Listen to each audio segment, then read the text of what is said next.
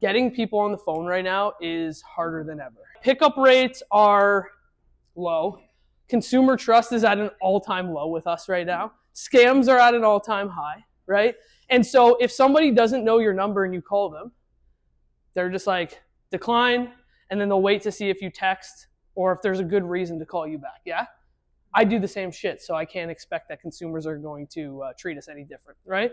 But then the second thing is, if you're running a business that just isn't solely based off repeat and referral, and you're actually attracting new leads, when people pick up the phone, sometimes it can be like, you know, especially if you're not as like aggressive on the phone as Ryan or I, it can feel a little scary.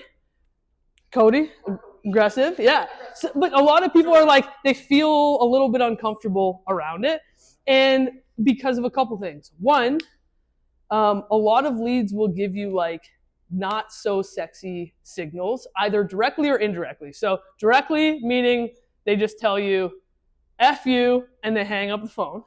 Or indirectly meaning they give you kind of like a snarky tone or try and rush you off.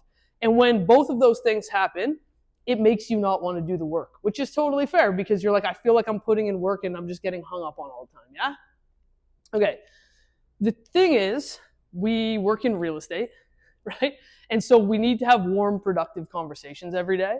And what I want to show you guys today is something that's been working really well for us to be able to get people on the phone and to have easier, warmer conversations. Is that cool? By the way, I did a version of this talk yesterday at Rocket Fuel. Well, there was this woman, Angie, she ended up winning the giveaway. Yeah. She messaged me right after and was like, I did what you told me. And she's like, it worked immediately. So I just want you guys to know it's not like this is some shit from a long time. Like I literally taught her yesterday. She messaged me and was like, this thing worked, thank you. So the first thing that I want to kind of explain to you guys is right now, we need to create what I call like permission funnels. So like getting a list or a group of people who are like, yeah, I'm raising my hand, I might be kind of interested to talk to you, so that you feel like I've got the permission to call these people. Because what I used to do, and like I even taught Amir this when we first started working together, like I'd open up my CRM and I'd have like 6,000 leads and I was like, smile and dial, baby, fucking random numbers. What it just doesn't, honestly, it's just not as effective as what it used to be. So what I want to do is show you guys like, so the first thing we're going to look at is like, this is going to be the lead journey, okay? So how leads usually work. And what I want you guys to think about is like, fuck, this is going to be a horrible drawing. I didn't think about this. Let's say this is a funnel. Not bad. Not bad, right? Okay. Not bad. So what I want you guys to think about when I'm showing you the lead journey here, think about us looking at 4 funnels like from a bird's eye view at the top. Okay? Make sense? So this is the top of the funnel that we're looking at right here. Those are 4 tops. Four tops of the funnels. Yeah, as though you had 4 ice cream cones in a row. Okay? So the first thing that's going to happen is the lead's going to come in, right? After a lead comes in, we need to get on something that we call a discovery call where we can like learn a little bit more about them. That's usually going to be like a 10-minute call. Then if this goes well, we move them over to a strategy session, either via Zoom or in person, so buyer consultation, listing presentation. And if this goes well, then what we usually do is like an educational tour. We meet them in person, and then if all of that goes well, we get a contract signed. Does that make sense? Just from like the journey perspective. Okay. The thing that most people suck at is this part right here. And so I see a lot of people and they're like, I'm going to practice this. And I'm like, you don't have any of those though. So why are we, you know what I mean? Why are we focusing on this step if we can't get past this step? So I want to focus on this part today. Are we all clear around like where we're at? Okay, cool. So now what I want to show you guys is like, I'm just going to do this, I guess. And you know what? I'm going to draw 2 of these, so I don't know why I just got rid of that. But we're going to have, I'll focus on 2 funnels specifically today. There's basically 2 funnels that we have. Number 1 is text, okay? And number 2 is call. What we have seen internally at SalesGenius, if we get like 100 leads that come through, and you call within 24 hours, usually 30% of people will pick up the phone. meaning that 30% will automatically jump to funnel 2. If you can get somebody just to bypass the first funnel, obviously do it because they're further down and they're already over here, okay? But what most people don't have is a system for what happens to the other 70%. And so if people generate 100 leads and then people don't answer the phone, they're like, these leads suck, nobody answers, nobody responds to me, and they're basically, out of 100% of their budget, only optimizing 30%, and they're like killing 70% of their budget. Does that make sense? So what we need is a better strategy for like what happens to the other 70%. And the other 70% needs to go into funnel 1, and I'm going to talk to you guys about funnel 1 in a second. And the objective is like, I'm not even going to try to draw a hand here, so I'm just going to write hand raise. And we'll talk about human response. And then we're going to make an offer, okay? So what basically we want to do is for this 70%, we need to engage them via text and take them down this funnel to the point where we are having a conversation via text and we can say, hey, I've got enough information to be able to continue to help you. Would it be okay if I just gave you a quick 5-minute call so that I can learn a little bit more and make sure I'm sending you the right information? But at this point, we've usually had 2 or 3 kind of engaging responses back and forth to the point where you're like, I'm going to make an offer to see if I can move this over to the phone now. And what we've noticed out of the 70% of people that don't answer the phone, 55% of these people, if the text is good, will usually respond to you. So what that means is if we actually look at this from a percentage or a person basis, we have 100 people, 30 people pick up the phone, 38.5 people will text you back.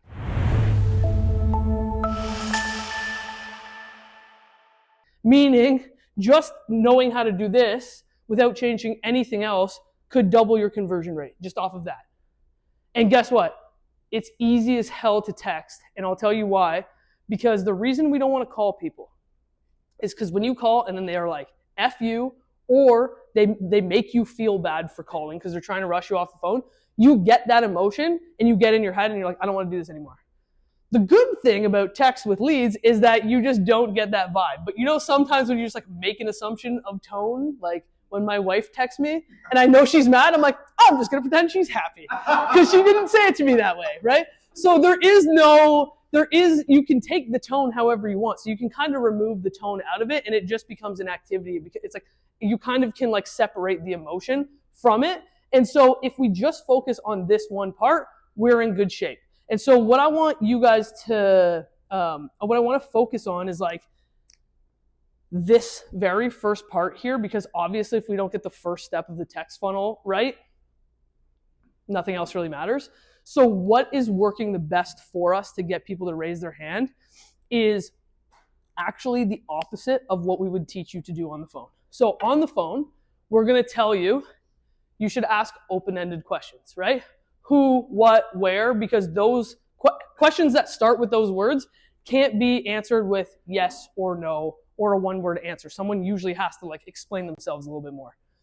If you try and do that via text, they're not going to respond because you're making them think too much and they don't know you. So the text funnel, I would always start these first 2 texts that you send out should be what I call like a choice select or like a multiple choice. So for example, and this is the example that I gave yesterday, and I believe this is what she actually used in the text that she sent out. The condo one, yeah. So let's say you have a lead that comes through for a condo. Instead of saying like, hey Cody, what are you looking for in a condo? I would say, hey Cody, are you looking for 1 bedrooms or would you be open to 2? Or I might say, hey, are you only looking for 2 bedrooms or would you be open to 1 bedroom plus dens? Something like that. I want to just give them the easiest, shortest path to just give me a 1-word response. And some of the time, you guys might actually be doing this and getting a 1-word response, and you think it's not going well because they didn't spill their guts out to you. The objective of this very first text is nothing more than just to see if someone will like raise their hand quickly. And then they say, you know what? Actually, I'm only interested in 2 bedrooms. Okay, well, let's think about it. What's another choice question that we could ask a condo buyer? Okay, amazing. I'll definitely keep the 2 bedrooms in mind. Would you be open to condos without parking or do you need a parking spot? Okay? Then he's like, I need parking for sure. Okay, boom. I've got 2 bedrooms and parking. So I have a little bit of information about this guy. Then I might make an offer at this point and I say, that sounds great. I would love to send you the best condos that have 2 bedrooms and parking on the market. Would that be helpful to you? Again, another yes or no. Yeah, that would be helpful. Great. Now I'm going to make an offer. Perfect. To make sure that I'm only sending you the stuff that you're interested in, would it be okay if I just gave you a quick 5-minute call to make sure that I've got all of the details and that way you're not wasting time on listings that you don't like? Yeah, that sounds helpful. Boom. Now I'm in funnel number 2. Does that make sense? So if you're getting a reply, you're doing a good job. A 1-word reply is more than enough for me. And like the analogy that I gave yesterday, this is like, I don't know why, the only thing I could think of. You know when you go to cut the grass and sometimes you like pull on the string, you're like, nah, we don't know. Let's just pretend, all right? Yes. Remember when somebody you know cut the grass and you watch them and were like, that sucks? Sometimes you pull the lawnmower out and you pull on the string and the thing starts up and you're like, fuck, thank the Lord, right?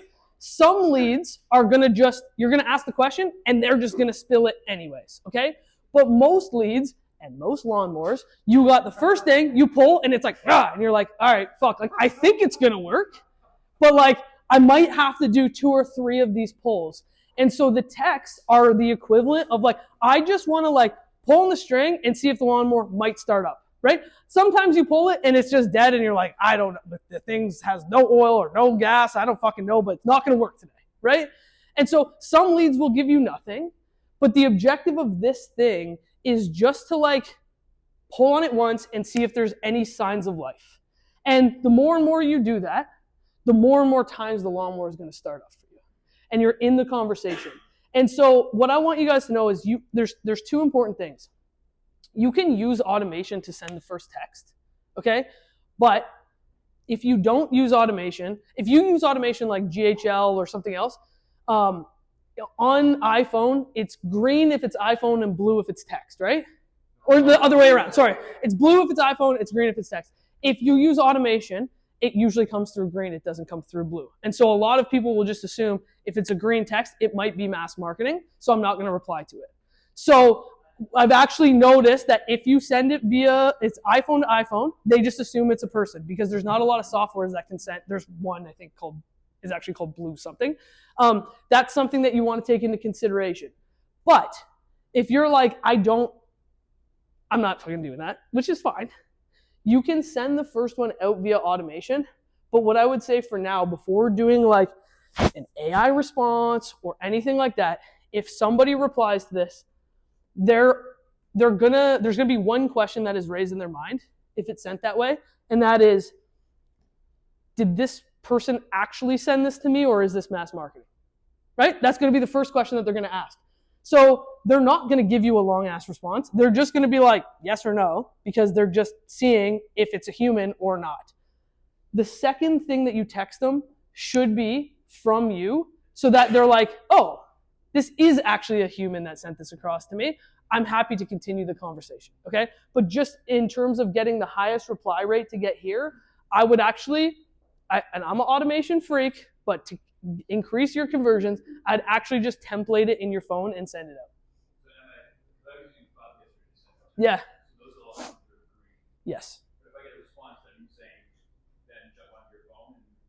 Well, if they're responding, that's fine. Like you can still respond from FUB, but I would say you should have the response, and you can put in the response like, "Here's the second question. By the way, I'm a real human." ... So that they know you want to go from automation to like, I'm actually chatting with a human. This isn't like me going back and forth with a bot or like this isn't automation because as soon as they assume that, conversation's over. You know. So what I would say is you can use automation for the first level, but if there is a response, it should be a human response so that you're in the conversation. Because the other thing too is like, if you don't have, let's say like an AI bot set up and you just have automations going, they expect that like, yo, if I text you and they respond right away, they're going to expect that you're going to respond right away if you're a real human. The more time that you give it from a response perspective, the lower the likelihood is that you're going to be able to get in that conversation. But ultimately, what I wanted to just show you guys today was what some of you might be doing now, which is generating leads, getting some people on the phone, and then taking this whole other pile of leads and going, they're not good because they didn't answer the phone. It doesn't mean that they're not good. It's 2026. They're humans. We have to meet them with where they're at and how they want to communicate. Not you, salesperson, want to get somebody on the phone, and so they're going to work. I wish it worked that way, but that's not reality and how the world works. And so the lion's share of the leads that you get through are not going to answer the phone unless you give them a good reason to hop on a call with you and you have some type of hand-raising signal and some type of offer via text to move them from text-based communication over to a phone call. Does that make sense?